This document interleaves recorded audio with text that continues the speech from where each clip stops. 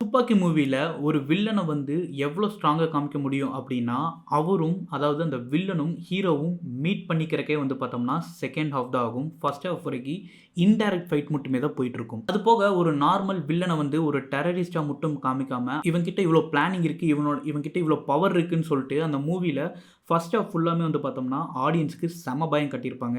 ஏன் சொல்லப்போனா, ஹீரோவே பல இடத்துல பயந்து தத்தளிச்சு போயிருப்பாரு. யார்றா இவன்? அப்டின்னு சொல்ட்டு.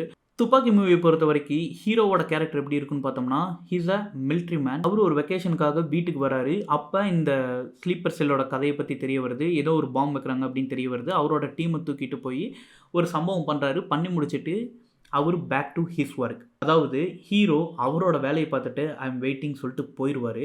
பட் வில்லன் வந்து டீகோட் பண்ணுவாரு. இந்த துப்பாக்கி மூவி பொறுத்தவரைக்கி, ஹீரோ வந்து வில்லன தேடி போமாட்டாரு. வில்லன தேடி வர வைப்பாரு.